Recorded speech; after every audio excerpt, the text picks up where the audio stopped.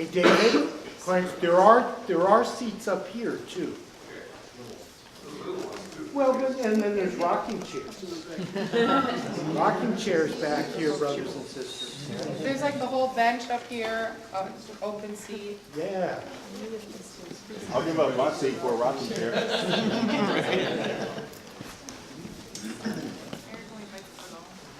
they on? Yes. Okay. Nope. There we go. All right. There you go. Great. Okay, so welcome everyone to the Eastside Freedom Library. I'm Peter, the co-executive director, and back there in the plaid shirt is Clarence White. Clarence, wave! Clarence is our associate director. David McAllister, who is our collaborator extraordinaire, helping us out with many things.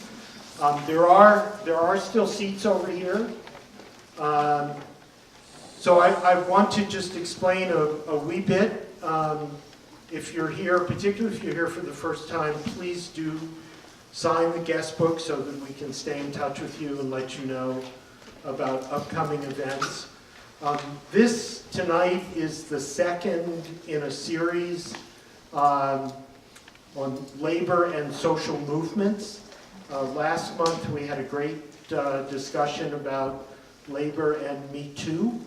And next month we will be discussing labor and Black Lives Matter. And then after that, the labor movement and immigration and on.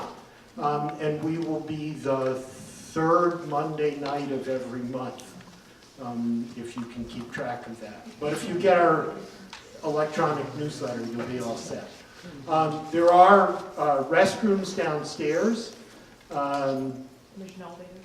Pardon me? I was going to say there's an elevator too. Yes, and there's an elevator. If that helps you get around, please take advantage of the elevator. It's great to have you here. We are about 4.5 years old, and our focus here is on labor, immigration, and social justice movement history, but also in the present and looking to the future. So we were delighted that the folks behind me were willing to be part of a panel getting a conversation started tonight. Oh, I might also ask, this is Carla Reilly. Carla is Facebook live streaming this event, and after it is live streamed, it will exist on Facebook and also on YouTube. So if you are in the witness protection program, if you have any reticence about, let Carla know. And she's told me that she's just now learning how to go back into a video and blur people's faces. And I think she would prefer not to have to do that. So please do let her know if you don't want to be videotaped. Hello, Robert. Get up here. Was that the NAACP? Sorry about that. Oh, we need one more grown-up chick. Here, Clarence. Very good. Sir. Excellent.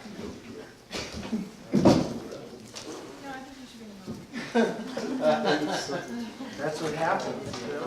In the middle.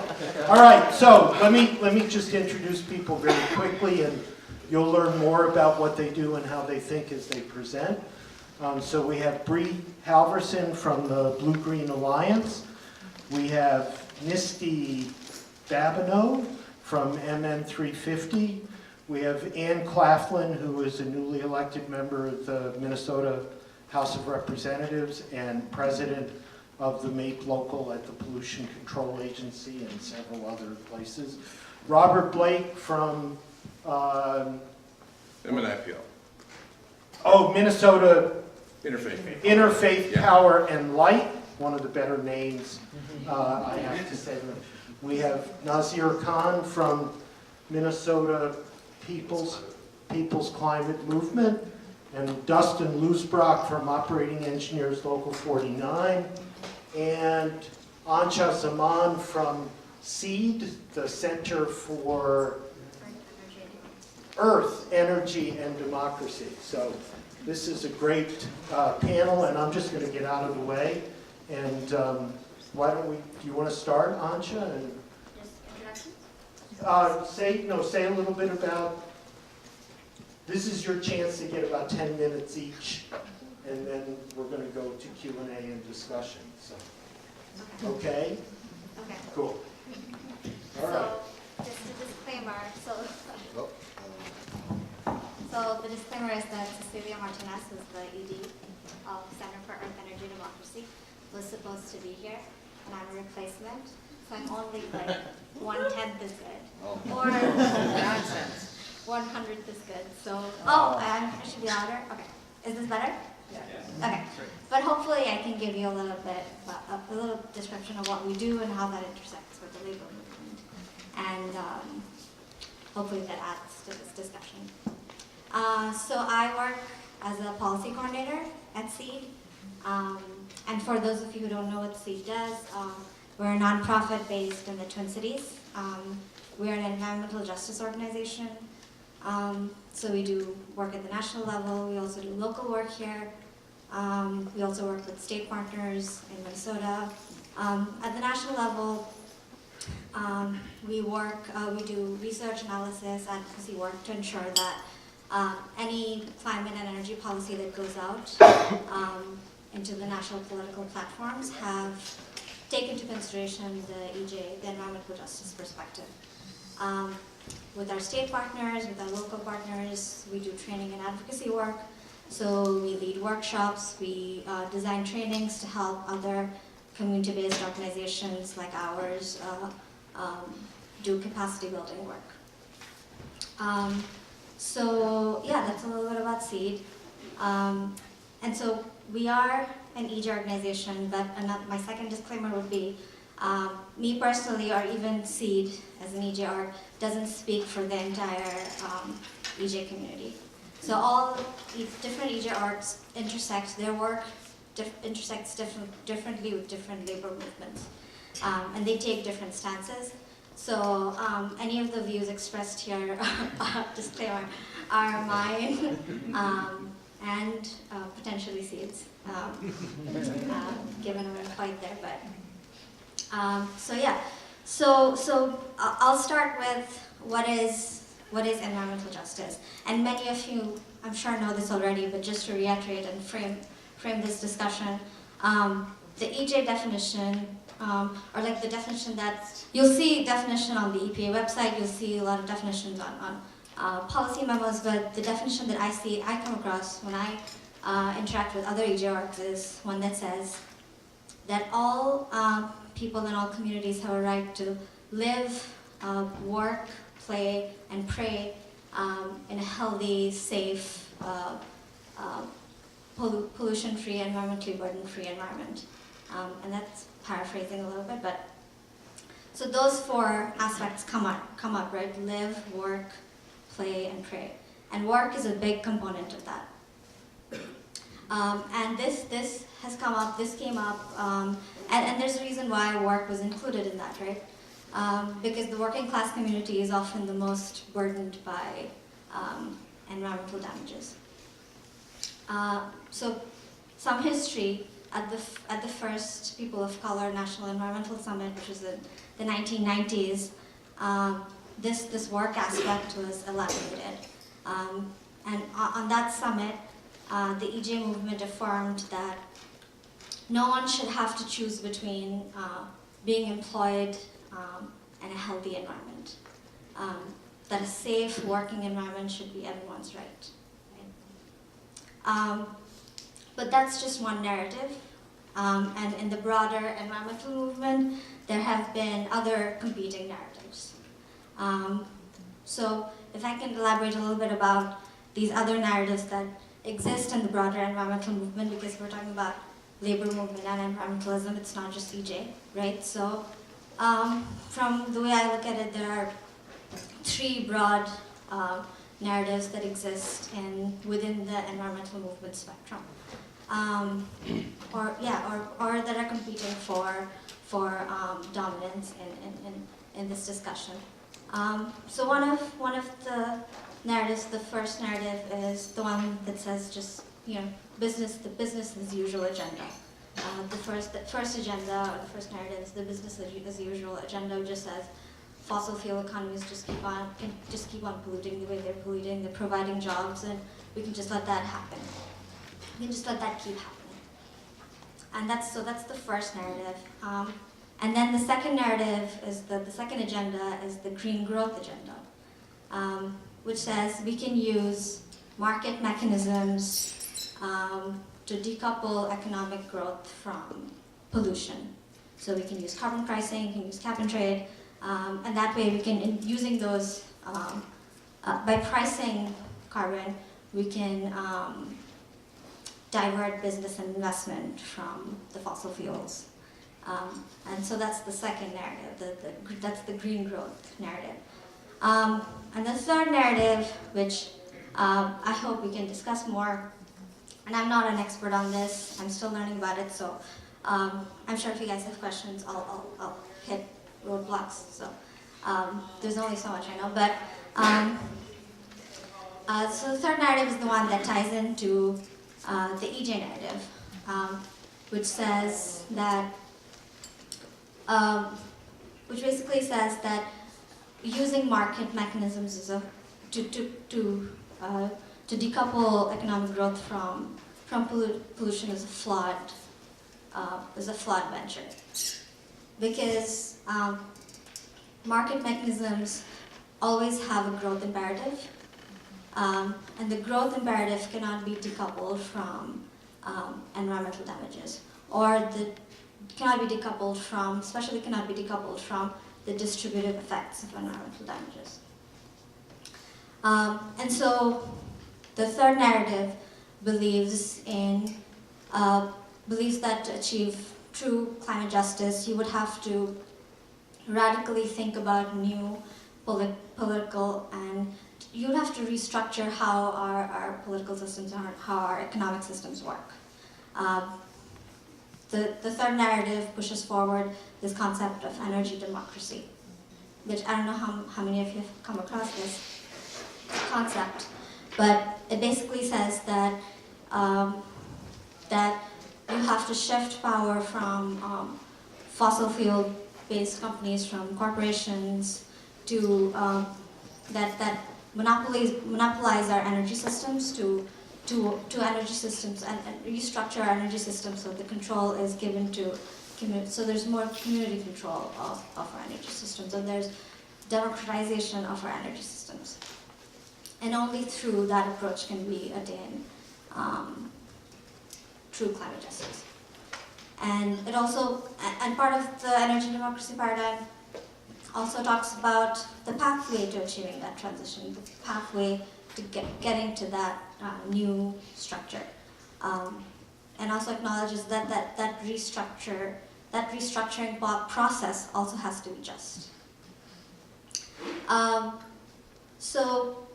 And also all these three narratives also, of course, intersect with the labor movement and manifest themselves differently in the labor movement in the US.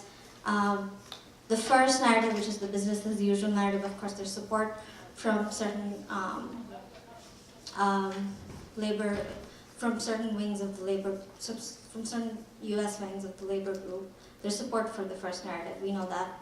There's also green growth unionism. So there's some support for the second narrative as well. But now, there's been support for this third narrative of energy democracy as well. There's something called the trade union of energy democracy, which I can go back and check if I'm naming them correctly, but it's basically a collection of unions around the world, and there are a bunch of unions based here in the US who are also part of this collective, who are labor organizations who really believe, who actively resist the expansion of the fossil fuel economy while grounding themselves in this concept of energy democracy. And that's where a lot of seeds work comes in, where we've been doing research on this concept for a while now. Cecelia, who I just mentioned, has written about it, researched on it, really tried to refine this idea of what energy democracy looks like. We do workshops and trainings on them, so yeah, I think that's all I have to say about that for now. I don't know if I've crossed my time, but yeah, I'm hoping this becomes an interesting conversation. And thank you for your time, for listening.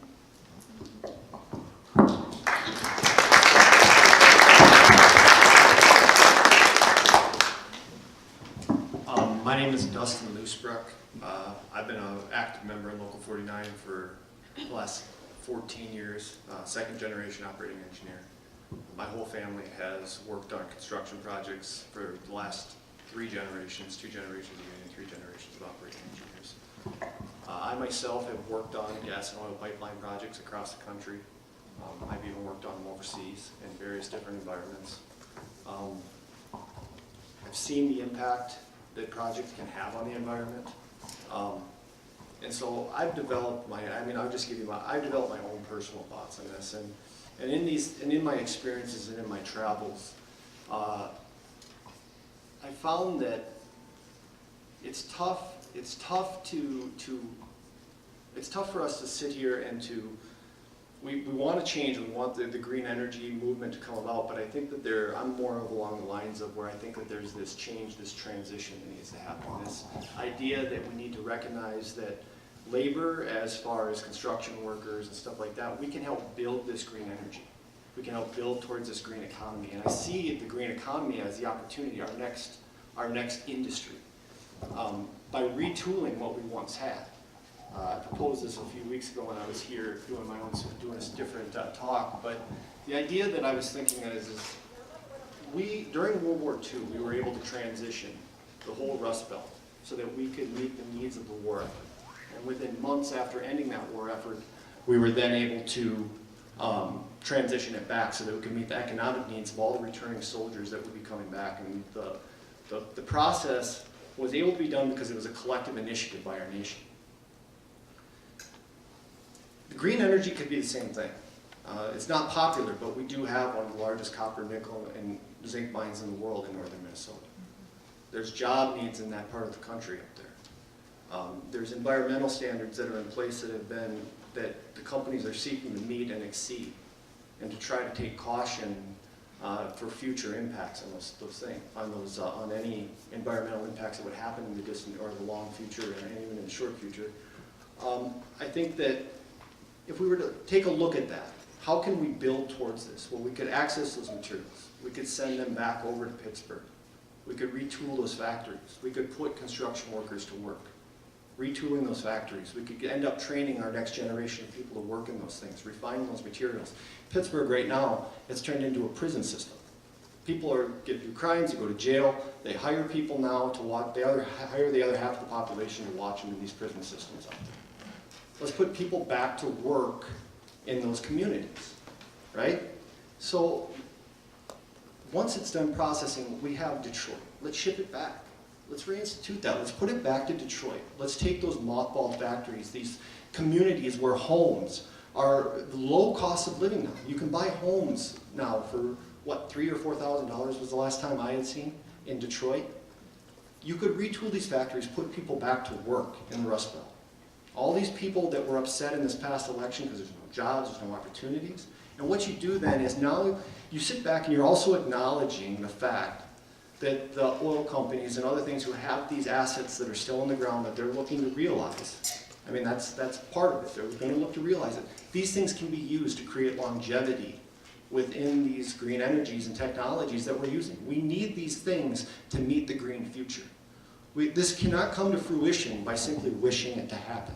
There is, I said this, I was at a panel out east a few months ago, and we had the same talk.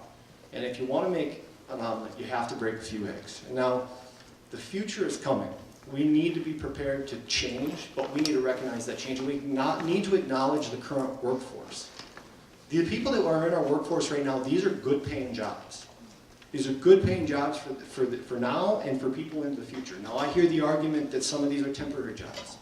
But after doing this my whole life, my whole family, turning around and being able to build a career off this, it's these little temporary jobs that makes a career for our workforce at the end of the day. These are significant. This one pipeline that's going to happen up there, the impact that that's going to have on our membership, that's going to get them through this next season. Okay? Then they have to move on to the next season. Those communities that this thing goes through, these are rural communities. And in these rural communities, the economic opportunities there are few and far between. These seriously impact the people in these regions. And some of them feel disenfranchised. I mean, we just saw the Iron Range most recently went red. That rarely happens. You know, we have to recognize the struggles of these people, of our workers, and then recognize and give them purpose.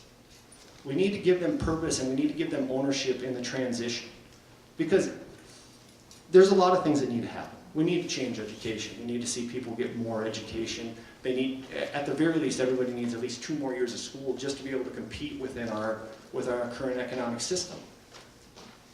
But while we're transitioning, don't turn around and don't pull away the jobs, the few good jobs that we can send overseas, like we just did with GM. You know, and then that brings me to the actual environmental impact. When we don't do things here where there are environmental regulations, as I said, I've worked in third world countries. There is no regulations in those places. They come through, they tear it down, they put it in, that's it. They don't have the same restorative requirements that we do here. So what you're doing is you're promoting the destruction of that environment in order to save the image of our own. And you're promoting the degradation of that workforce, because they don't have the same labor standards that we do here. If we're producing these items and we're building our nation off of our own things, that gives us power, that gives us economic power. That gives us the ability to do things like Canada's doing right now, where they're implementing labor standards into their trade agreements. These are significant things that we need to take a look at. The green energy is the future, but how can we make it inclusive for everybody? And that's all I have. Thank you.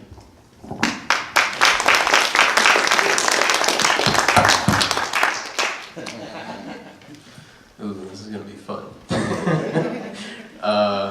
So I will start. My name is Nazir, as Peter said. I appreciate the opportunity to go after you. I am, first and foremost, for the last few years, about 5 years, I was a labor organizer, working with a range of workers, mostly academic workers, but also fast food workers, hospital workers.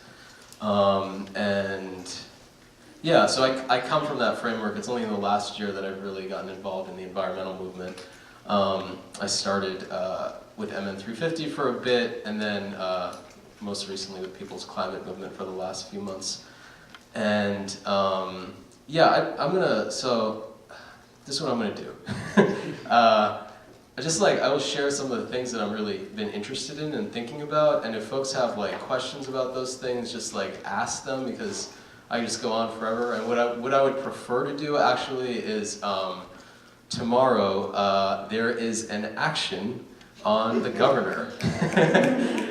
So, as you can tell, some of the folks here are going to be there, and I'm inviting all the rest of you. This action is to demand that Governor Dayton, before he leave office, actually do something about Line 3.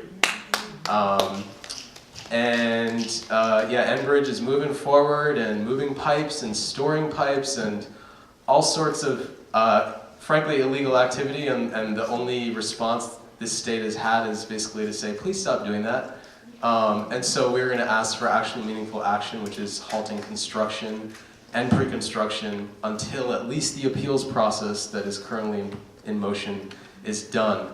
And so I want to read the letter that we're going to deliver to Dayton. I think it's like it encapsulates a lot of where, and this letter is from the lead organization that's taken this on is the Twin Cities Democratic Socialists of America. the eco-socialism group branch, which, yeah, I think is, as eco-socialists, trying to create a framework in which we don't leave workers behind, in which we do create a just transition. And so I'll leave that. I'll just read the letter, and I think it better encapsulates than my little summary could. But yeah, some of the things I'm really interested in. First of all, as a unionist, I will be very upfront. I'm a leftist, and I believe that death of the American labor movement, which is what we're seeing, is due to the purging of leftists from this movement after, or during like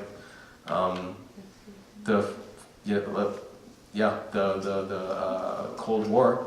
And so I think a lot of what we're dealing with now, a lot of the inability of the labor movement to really have a say in national policy, whether it's deindustrialization, the moving of jobs overseas, or climate policy, shifting to a new energy economy, is because it doesn't have rank and file power, it doesn't have militancy, it doesn't have organization that which leftists brought to this movement. They were purged, and it became a very bureaucratic, staid, conservative movement. So that's one of the things I'm very interested in, and I've been more recently following what's happening in France, the Yellow Vest movement, and especially interested in the role of unions in this movement, which even communist unions, the CGT, are basically disavowing the Yellow Vest movement and saying this is something that the far right has taken control of. Even now, as it's become like evident that that's not true, that like yes, there were far right elements, they're still active, but the left, because of the state the left is in France, has been able to combat them and basically take control of this massive mobilization in the streets that has basically brought the government of France to its knees, and wrested from a neoliberal centrist government wage increases, a halt of this gas tax that like set this in motion, and all sorts of other things that were hard to imagine a month ago. So that is very interesting, and I think it's like brought up for a lot of people. A lot of analysis has looked at the 2013 massive public mobilization in Brazil around public transportation fare increases, which the unions then, partly because they were under the control of the Workers' Party, the PT, they basically stopped that mobilization and set the stage and laid the groundwork for the right to take power in Brazil.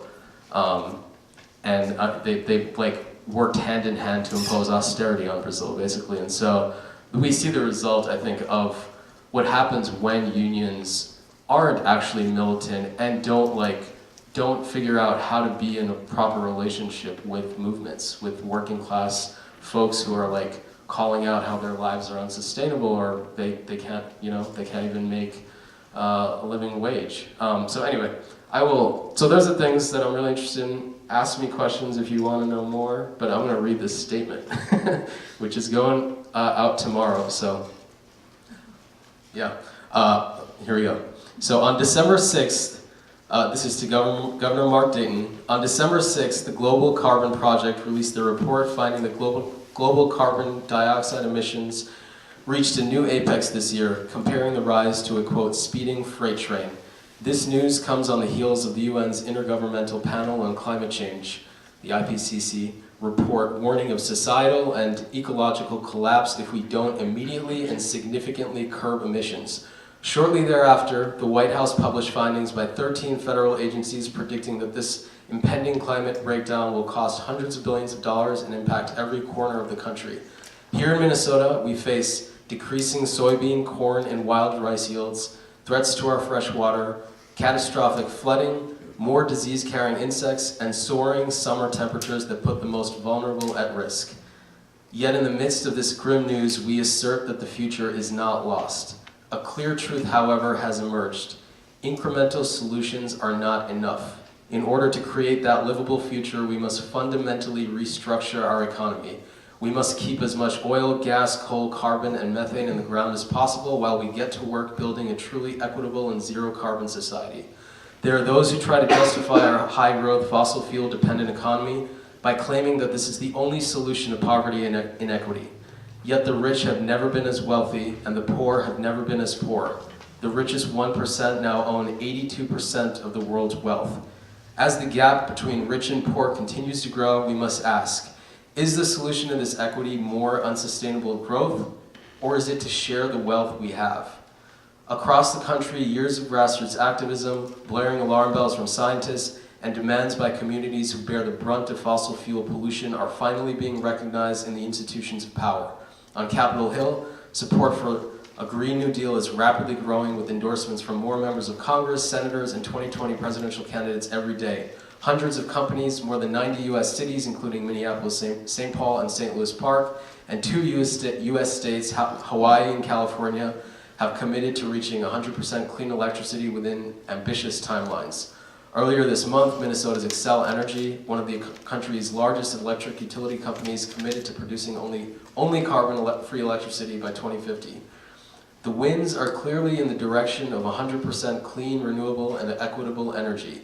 Yet we know that in order to achieve a drawdown of carbon emissions to net zero by 2050, as called for by the IPCC, in order to avoid societal collapse, new fossil fuel infrastructure must be stopped now. In this context, Minnesota's continued commitment to allowing a new Line 3 pipeline seems at best irrational and at worst suicidal.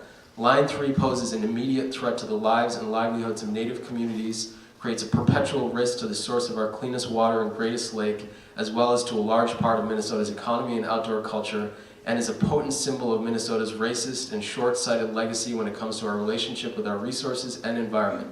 Line 3 also forces Minnesota to be a linchpin in tar sands infrastructure for decades to come, binding our state to a dying industry that is a major source of greenhouse gases. Economically, the tar sands are doomed. Environmentally, they're a disaster.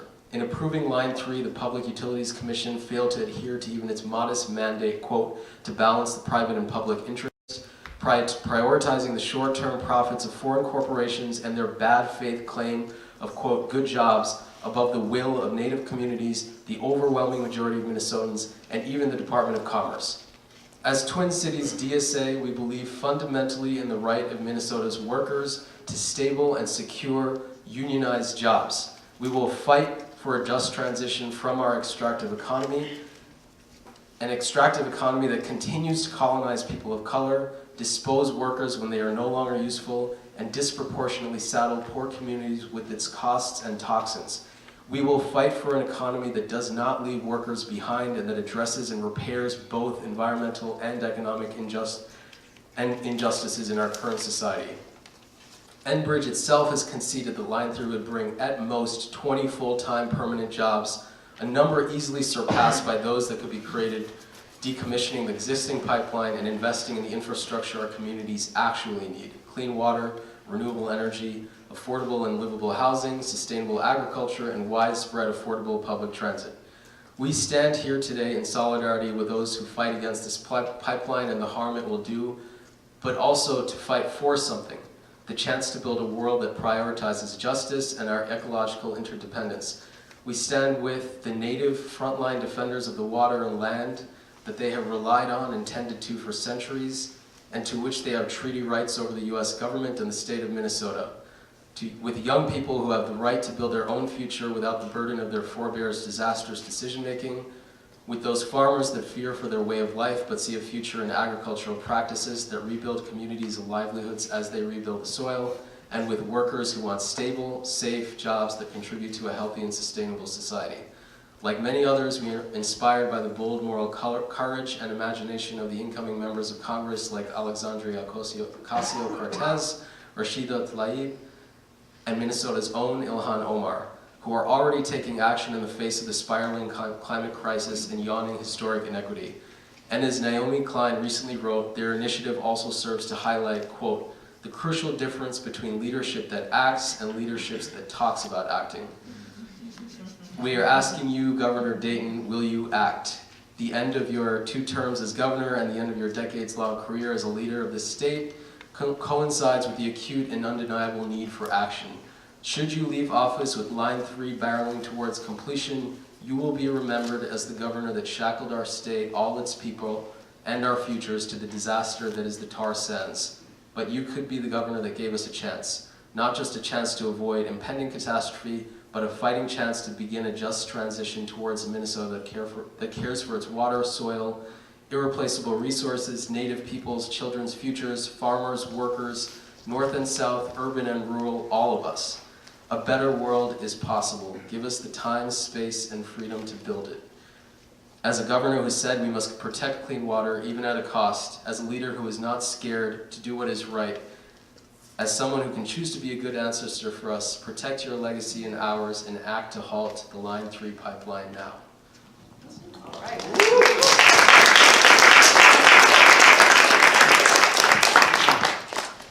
Bob Blake, Minnesota Interfaith Empowerment Light, also a Red Lake Tribal Band member, and the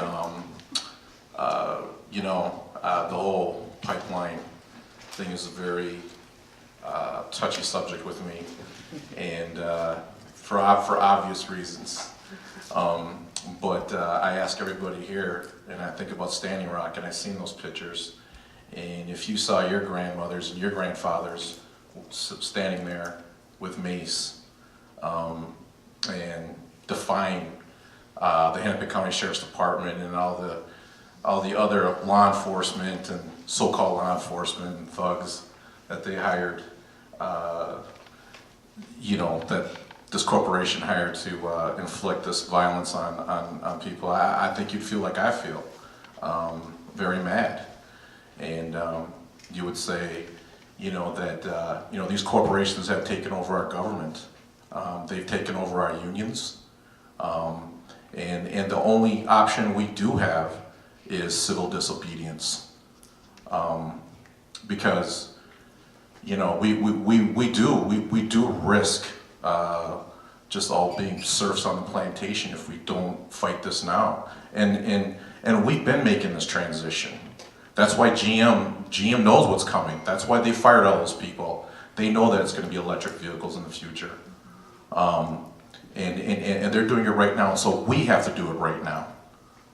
Yeah, it's going to be difficult, but I think I don't know if some of you have seen what Stephanie Kelton has put out there, and she was Bernie Sanders' economist. She's absolutely right.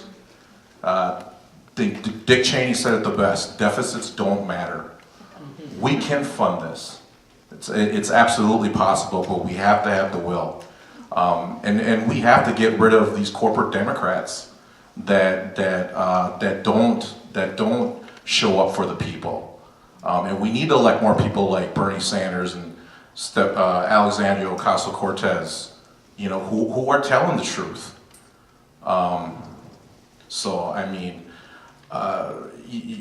It's been happening since Reaganomics, the trickle-down theory, all going up to Bill Clinton, the NAFTA, the way he sold his country out, shipped it all out overseas. Where people union people in Detroit were making $40 an hour. They ship those jobs down to Mexico. They're making $3 an hour with no benefits. That's what NAFTA did to this country. I remember this part in Wall Street, 1986 movie with Michael Douglas, and he says he goes, they want to know how we decide all this. He goes, the 1% controls 99% of the wealth, 99% controls 1% of the wealth. And he goes, they're sheep and sheep get slaughtered. That's how these people think. Okay, so if we don't start getting this together and start working together, like I said, we're going to be in some bad Arnold Schwarzenegger movie. And I think of movie makers as prophetic people who could see the future. So, my big thing though is I believe that we need to fight. The world right now is telling us you people, you human beings, have got a lot of problems. And I'm gonna give you this opportunity to start fixing some of them. And I believe that one of the biggest problems that we need to fix is this mass incarceration. We need to fix it with climate change. So my whole idea is fixing battling mass incarceration with climate change, battling climate change and mass incarceration. And we need to really focus in on training individuals that are incarcerated in solar, wind, energy efficiency, and redoing our entire cities, buildings, and using them as a big part of that workforce. So because it's ridiculous having all these individuals locked up, and now we have prisons that are private corporations now. So let's see. I think, and I really didn't believe everybody else probably said anything else that I was going to say. But yeah, that's it, I think, people.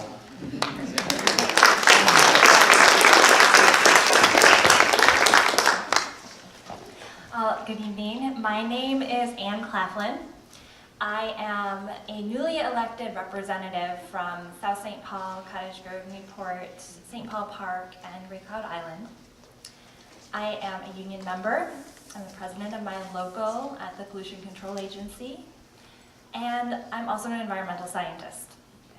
So this just falls right into my lap. This is perfect. So I'm going to tell you a little bit about how I got here, what we're hoping to do with union organizing and environmental issues, and then where I hope I can go with my new job in the legislature.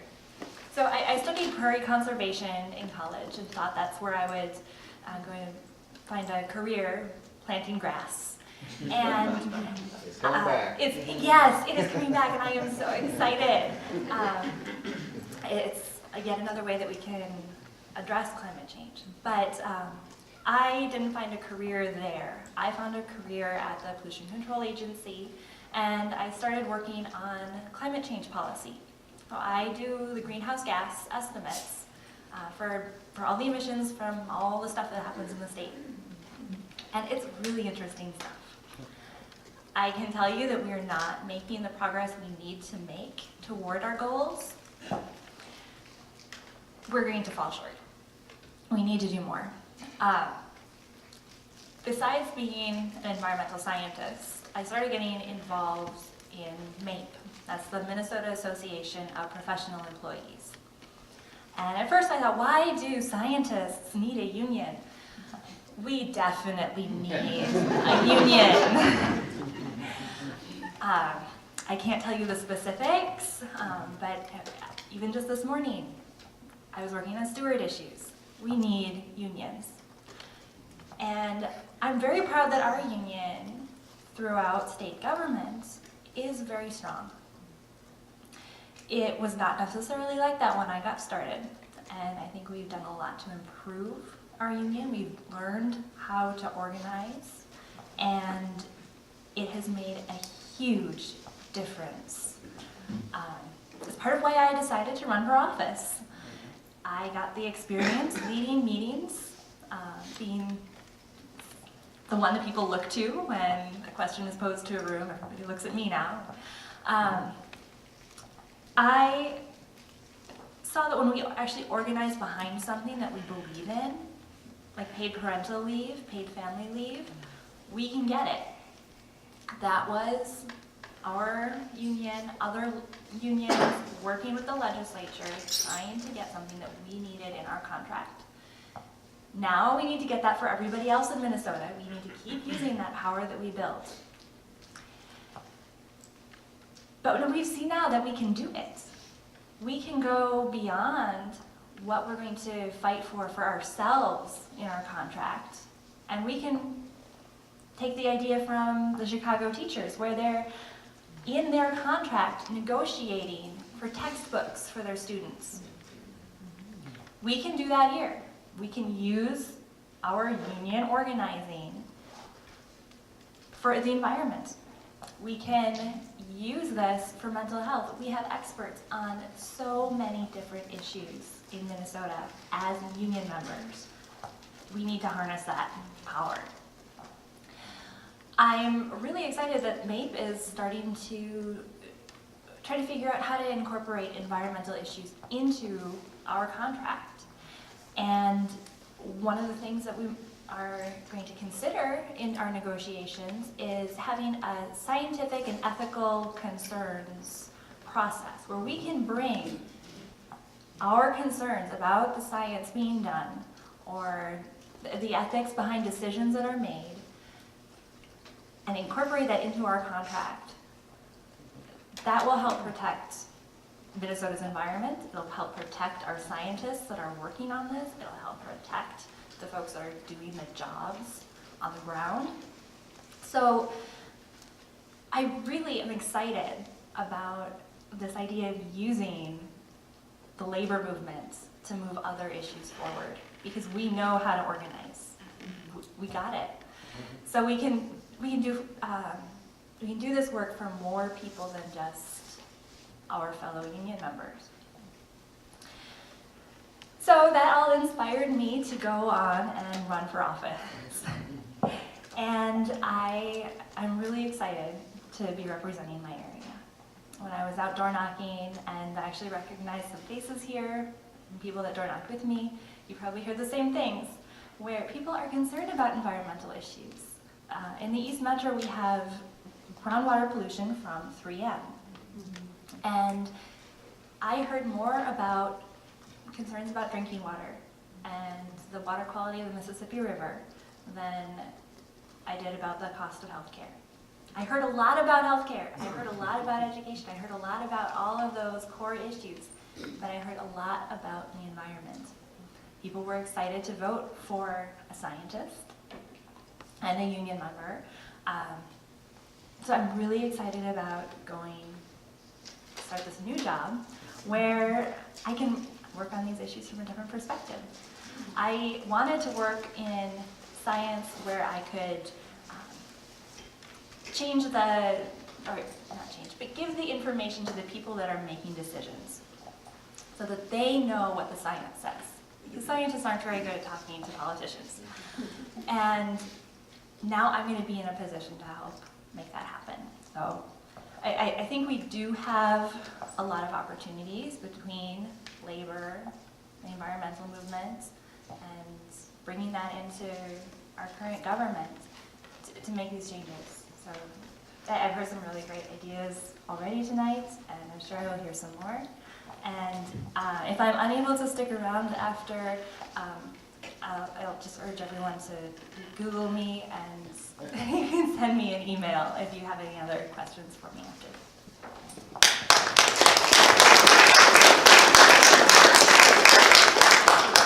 Hello. Oh, that's really loud. I don't even think I need this thing. Bonjour, Anin, Nindajnidikaz, Makadewa Vanesi. My name is Black Thunderbird. My colonized name is Misty Babineau. I am a climate justice organizer and environmental lobbyist with Minnesota 350 and Minnesota 350 Action. I came to this work. I didn't know what I wanted to do when I graduated high school. For people who know me well, this is really funny. I used to be in the Army. I was a Black Hawk door mechanic, or Black Hawk door gunner. And before that, I was a mechanic. And the thought of me taking orders in a uniform is funny to most. I don't know how I did it. I did get rank busted, just so we're clear, more than once. And when I came back, I wanted to do something with my hands, something that I could be proud of at the end of the day. So I got interested in green construction. Who's familiar with LEED rating? So that's been around since what, 93, 97? So the construction industry obviously knows that this was coming. It's been coming for a long time. And I was hoping that by building structures that were more environmentally conscious, that we could help make changes in our day-to-day that would allow this world to sustain life. This is, I feel like it keeps cutting out. Anyway, after a couple years of doing that, I mean, I was in a labor union, I had my lead card, I had my asbestos card. It didn't feel like I was doing enough. It didn't feel like I was making enough change as fast as we needed to. So I was like, whoa, let me go build the solution, right? So I found a manufacturing plant here in the state of Minnesota that builds the blades that go on the wind turbines. I operated a CNC machine and played with those things for about a year and a half before I got bored out of my mind. And then Standing Rock happened, right? And we sort of saw what it is that we really lose when we're not thinking about the future. And I wanted to take a moment to really acknowledge the land that we're sitting on and standing on right now. This is Dakota territory. There are many reasons that that population has been decimated and wiped out. But bottom line is, they had something that other people wanted. And that was taken from them at all costs. And that's what we're seeing today with Line 3. Warning, adult content may follow. I was in the Army, like I said, and I cuss. It just happens. It just rolls out. Sometimes I catch it, sometimes I don't, so I apologize if I offend anybody. You can come talk to me afterwards. I can give you a hug. I don't know, I'm sorry. And I wanted to say, like, to start, I don't have anger or hate towards these workers that are going to come through and destroy ancestral lands of mine. They're going to tear up my medicines. They're going to pollute the lakes that my monoman grows in. And that's another aspect that I think people don't think about when we're talking about these greater Minnesota communities, these northern communities. Yes, they do have high poverty rates. The Leech Lake Reservation has something like 80% of the families are living at or below the poverty line. And there are jobs that they do that they may not necessarily clock in and out of. Leaching, bow picking. These are seasonal jobs that rely on the land, right? That these families go and do every day. Leaching's not fun. You gotta cut up bait, you gotta trek through the woods, you gotta get on the lake, and you gotta sort bloodsuckers and leeches. It's disgusting. But that's what they do because that's what they have access to. And that form of income is often not thought about when we're talking about the economic benefits or losses to a large infrastructure project such as Line 3. And the regulation process, it's a joke. It's a check a box, rubber stamp. And I feel like we've become complacent and we haven't held our elected officials accountable for what's been happening, right? I think Americans in general, we like to believe we're leaders of the free world, right? Not so much. But I mean, here in the state of Minnesota, we are leaders in this country when it comes to environmental law. And that's not saying a whole lot considering the mess that we got going on here. Enbridge has gotten two permits that they need for this project. And they'll let you know that they're ready to start, right? They have 27 more permits that they must obtain before they can start construction. And I'm going to take this moment to plug an event that we're putting on this week. If you're on Facebook, search no permits, no pipes. Enbridge has been illegally storing the illegally fabricated storage yards to store their pipe in. which is legally considered construction, and they legally started construction on line 3 2 summers ago. And we talk about these laws and we try to find some sort of safety net in them, and they're just being broken repeatedly. And I want you to think about that and remember that when this construction starts, for real, and they're laying the pipe, and there's people out there that look like me and you who are putting their lives on the line. And I want you to challenge whenever anybody says, well, they're trespassing. Enbridge has been trespassing on Red Lake sovereign land since March of this year, and nobody's done anything about it. Those pipelines are built when there was no consideration for what the tribes had to say.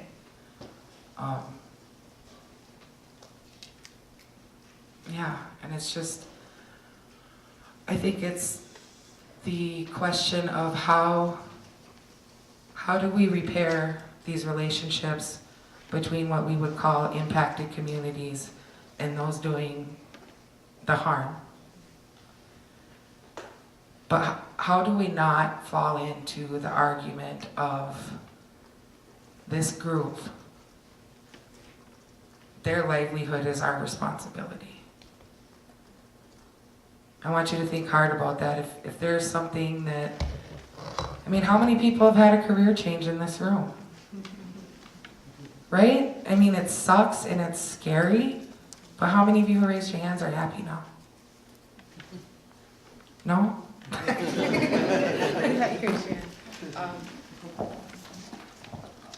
Is this back? Oh. If I hold it like this, it seems not to cut out. I'm sorry guys, this is super awkward. I was expecting more of a discussion, and I feel uncomfortable sometimes sitting in a large room talking to people like this. You did good. Thank you. You're all right.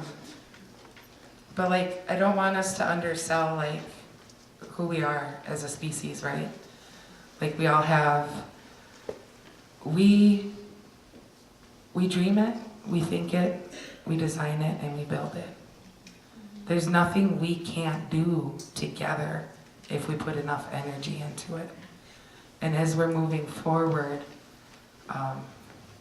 myself and Minnesota 350 believes that there is a way to have a swift and just transition to renewable energies in a way that communities who have held the brunt of this pollution and these poor practices can sort of get that reparation and that healing that they deserve. But also, then how do we bring the pipeliners in? How do we, and this may be a larger question because there's a whole,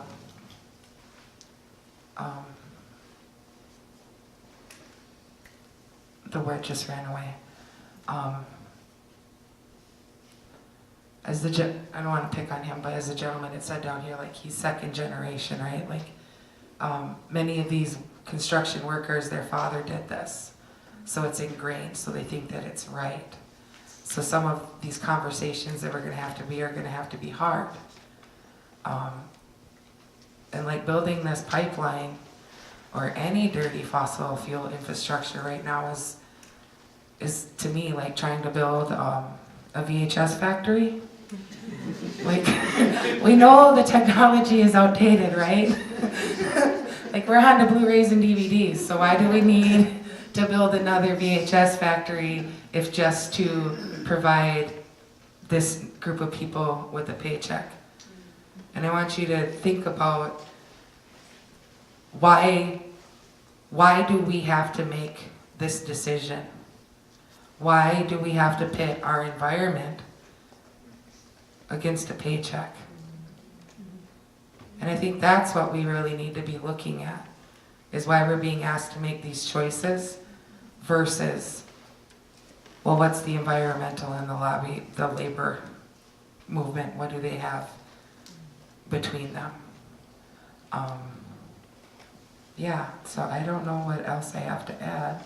So thank you for listening. And yeah. So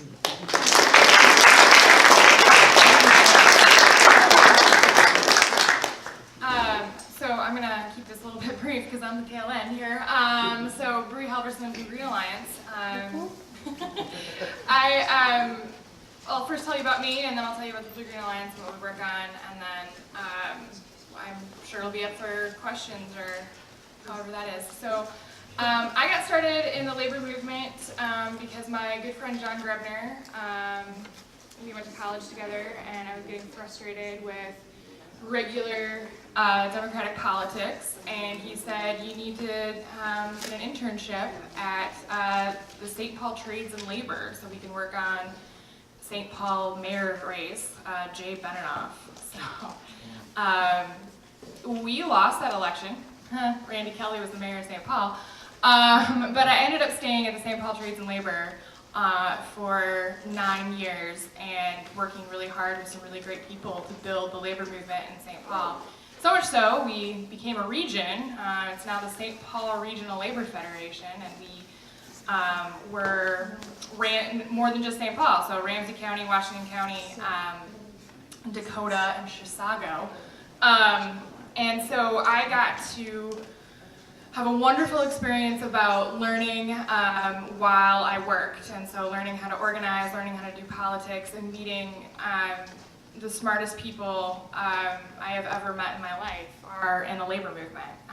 They may work in a Gerdau steel and then come to, after a 12-hour shift, and come to a local meeting and be able to debate and push their movement to do more and better. And I was excited and energized by all of the types of people like really struggling with big issues.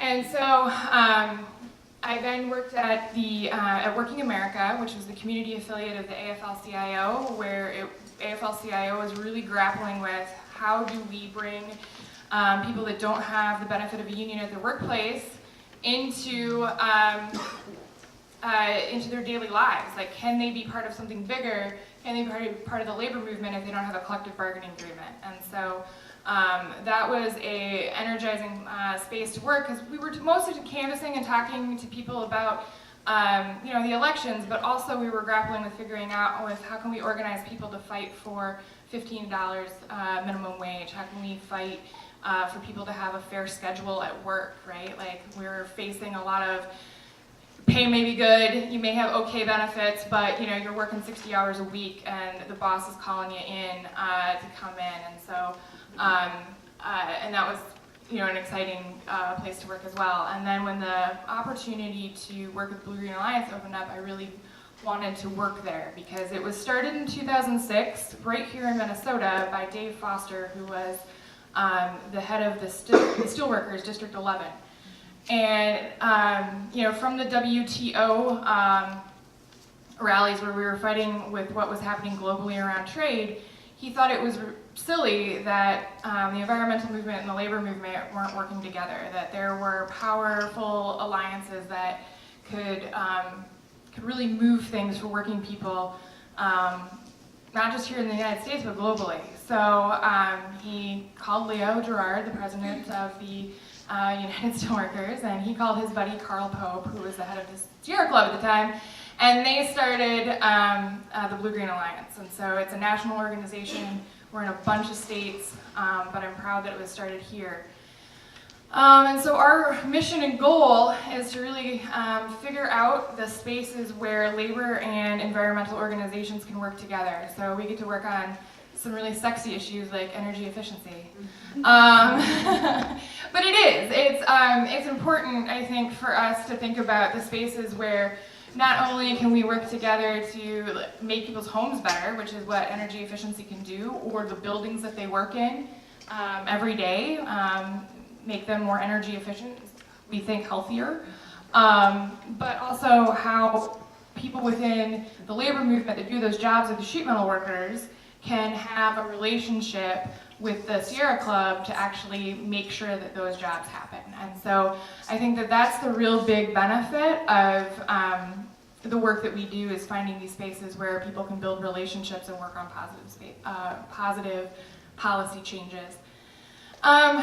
I would say that the most thing that I'm proud of most recently that we're really working on is working on that with Professor Steve Fillion, who is here, along with Labor Education Services, which is we are interviewing people who work at the coal plant, Sherco in Becker. And so we've been interviewing laborers, we're going to be interviewing railroad workers, and really, instead of just looking at the raw data of the numbers, but actually talking to these workers about what they believe is going to be beneficial for them coming next. Workers believe in climate change. Workers know that there's change happening, and you know, and this is nothing new, right? Like, you know, the steelworkers and machinists lived through industrial change, and so figuring out how we are actually putting together a plan with how this is going to, like how transition is going to work, I think is really important. And I think it's really important that we get that information from the people who are doing the work every day, so we can help craft what they're going to need. Just to make sure that also that the kind of economic development that can come into a town to help sort of make sure that the town doesn't go away around the plant as well. So, so hopefully I can come back to this Eastside Freedom Library and share the results of these wonderful interviews when it gets all done. But I don't have much more to add with other than what everybody said, but I would just say that conversations like this, spaces where people can work together, are how we're going to actually make the change that we need going forward, and it's actually how we're going to get the policy that we need to make sure that everyone's whole as well through relationships and meetings. And so I hope that this is not the last, and we keep doing more of this. So.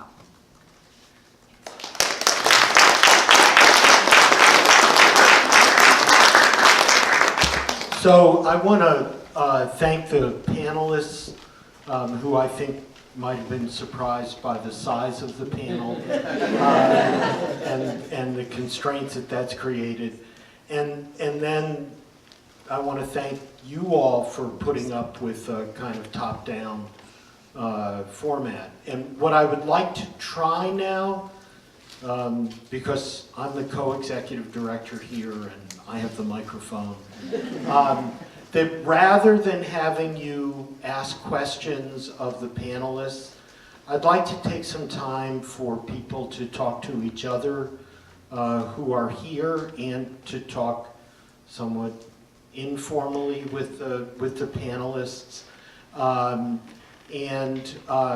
Many of you may have come with someone or ones, and I would encourage you to actually get involved in a conversation with someone that you might not already know when you came in. And so the chairs are fortunately movable, and so you can move them around or move yourselves around. And so what I'd like to suggest is maybe 20 minutes of less formal conversation, and then maybe I'll run around and take the temperature and see what seems sensible then. I want to echo Bree's point that this should not be the last conversation, and we've been happy here that this has been a place where people can have difficult conversations, and I think that we heard many different things from people.